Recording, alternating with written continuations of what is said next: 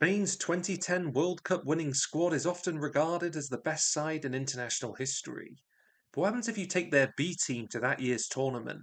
Are they capable of replicating their nation's success?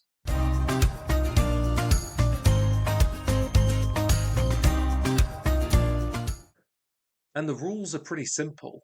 I cannot use a single player who Spain selected for the 2010 World Cup. I have assembled a new 23-man squad, hoping to get our hands on the Jules Rimet trophy.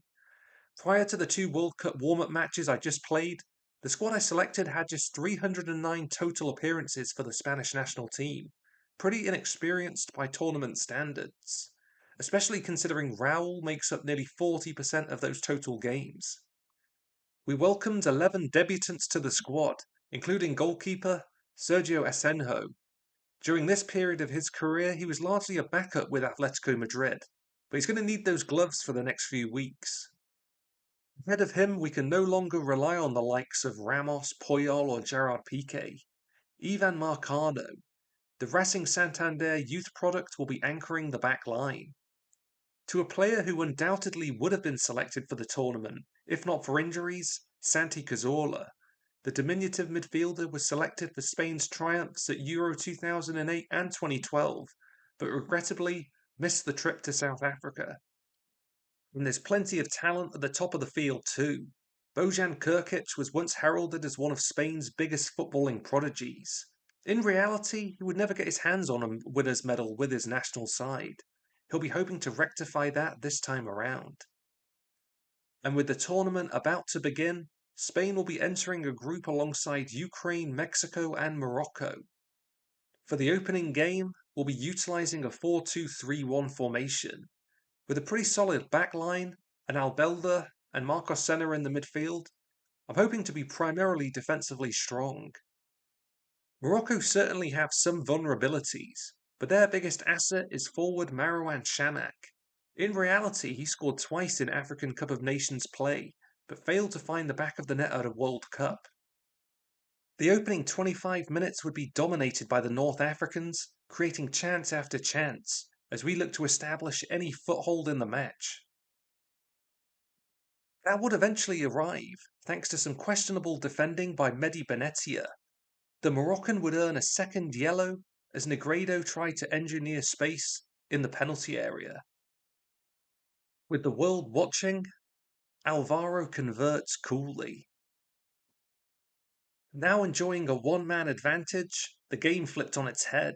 We dominated possession and created endless opportunities. Negredo would secure the 2-1 win just after halftime.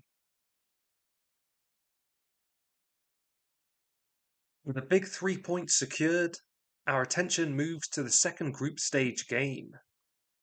At the heart of the Eastern Europeans' defence, recent Barcelona signing Dmitro Chigrinsky. He joined the Catalans for a fee in excess of 25 million euros. And the defender would have a solid game.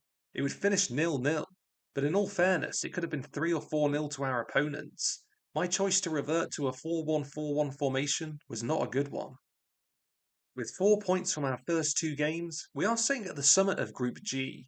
That could certainly change though, as a loss to Mexico could see us eliminated from the competition. With that terrible performance in the previous game fresh in our minds, we'll be switching it back to the 4-2-3-1. Unsurprisingly, the loss of Xavi, Iniesta, Busquets, Xabi Alonso has really reduced our capabilities in retaining possession. For the first two games, I did start Esteban Granero to overcome that problem. But needing a win, I think it's necessary to go more offensive. Raul is going to get the start in the 10 position. In 2 days, he'll be 33 years old. However, he is the second top goalscorer in his national team history. And he would step up to the plate again. In one of our best passing moves in South Africa, Cazorla would play the perfect ball through before a laser finish past the keeper. That would be the game's solitary goal, a 1-0 victory.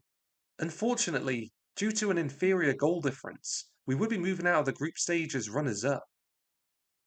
The round of 16 would see a clash against South Americans Paraguay. Whilst on paper, this should be straightforward, they did just condemn Germany to a third place finish and a group stage elimination. Looking to avoid a similar fate, I've made two changes from our last match against Mexico. Azpilicueta is suspended for yellow card accumulation, so in comes Iriola. We've also brought Pablo Hernandez back into the starting lineup. In the 2010 World Cup, Spain would meet Paraguay in the group stage. A single David Villa goal ensured a 1-0 win for the Europeans. Oscar Cardoza played the full 90 minutes that day, without making much impact. Our tactical changes would make an immediate impact. Cazorla finds space out on the left, before another inch-perfect cross into the middle. Pablo Hernandez meets it like a prime Alan Shearer, as we get the go-ahead goal. Just after half-time, we'd add a second. The South Americans failed to pick up Raul in the centre. He receives the through ball and converts with ease. In our best performance of the tournament yet, it would finish 2-0, on to the quarter-finals. And well, the tournament has certainly just opened up massively. The round of 16 would see eliminations for England, Italy, Argentina, and Brazil. If we can just replicate what Spain did in the final and overcome the Netherlands, another chance of glory is possible. This isn't going to be easy though. Van Persie, Schneider, Klaus-Jan Huntelaar. We're going to need a near perfect team performance to advance to the semis. Alvaro Negredo did score a brace in the opening match of the group stage, but hasn't scored since. He'll be leading the line today. But it would be Holland who scored the opener. Mark van Bommel meets the ball in the middle before an almost slow-motion looping header. Final 20 minutes would see us launch attack after attack, but to no avail. Our squad would be eliminated in South Africa at the quarter-final stage. And here are our full 2010 World Cup stats. This was a squad which featured just 4 Barcelona and Real Madrid players, in comparison with 12 in reality. Despite drawing players from traditionally less successful sides in Spain, there were some great performers. My player of the tournament would have to be Nacho Monreal. He was defensively solid and combined well with his future Arsenal teammate Cazorla on the left-hand side of the field. Unsurprisingly, with our joint top scorers Raul and Negredo registering 2 goals each during the tournament, neither would be ranked amongst the Golden Boot contenders. But who would go on to win the gold medal after our failure? Well, the semi-finals would see victories for both Holland and Serbia, setting up an all-European final in Johannesburg. It would be the former Juventus man, Milos Krasic, who'd score first, finding himself on the end of a perfect cutback before finishing. Just like in the 2010 final, there was only one goal. Serbia, for the first time in their history, triumph at the World Cup finals. Spain's 2010 triumph is still remembered as one of the greatest in modern football history. The fact we made it to the latter stages of the competition with players who were never even capped for Spain is a true testament to just how good they were in this era. With the 26th World Cup fast approaching, they'll be hoping to add a second star in North America.